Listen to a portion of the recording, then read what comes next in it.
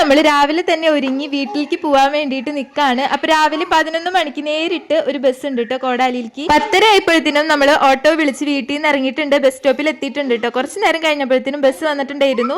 അവിടെ കുറച്ച് നേരം ബസ് നിർത്തിയിട്ടിട്ടുണ്ടായിരുന്നു. അപ്പോൾ അവന്മാരോട് ടാറ്റും ബൈ ബൈ ഒക്കെ പറഞ്ഞ് കുട്ടീസ് നിൽക്കാണ് കേട്ടോ. അങ്ങനെ നമ്മൾ യാത്ര തുടങ്ങിയിട്ടുണ്ട്. അപ്പോൾ ബസ്സിൽ പോകുമ്പോൾ 1.5 മണിക്കൂർ വേണം കേട്ടോ.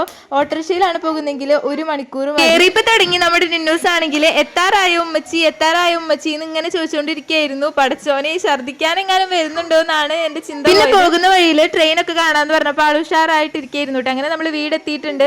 കടയിൽ കയറിയതേ നമ്മൾ മിഠായും സംഭവങ്ങളൊക്കെ വാങ്ങിച്ചിട്ടുണ്ടായിരുന്നു. ഐശ്വര്യം ഐസാനും നമ്മൾ കാത്തിങ്ങനെ ഇരിക്കുകയായിരുന്നു കേട്ടോ. വന്നപ്പോൾ തന്നെ ഡ്രസ്സൊന്നും മാറാതെ വിശേഷങ്ങളൊക്കെ പറഞ്ഞുകൊണ്ടിരിക്കുകയായിരുന്നു. സുർമിയാണെങ്കിൽ വെള്ളമൊക്കെ കലക്കി വെച്ചിട്ടുണ്ടായിരുന്നു. ഐസാൻകുട്ടനെ 3 ആളും മാറി മാറി ഉമ്മവയ്ക്കലും കളിപ്പിക്കലും ഒക്കെ ആയിരുന്നു. പിന്നെ ഡ്രസ്സൊക്കെ മാറിയതേ ഉപ്പിലിട്ട് ലൂബിക്കുണ്ടായിരുന്നു, അത് കഴിച്ചുകൊണ്ടിരിക്കുകയാണ്. വൈകുന്നേരം ആയപ്പോൾ ചാച്ച വന്നിട്ടുണ്ടായിരുന്നു. അപ്പോൾ അത് ഐസ്ക്രീം ഒക്കെ കൊണ്ടുവന്നു, അത് കഴിച്ചുകൊണ്ട്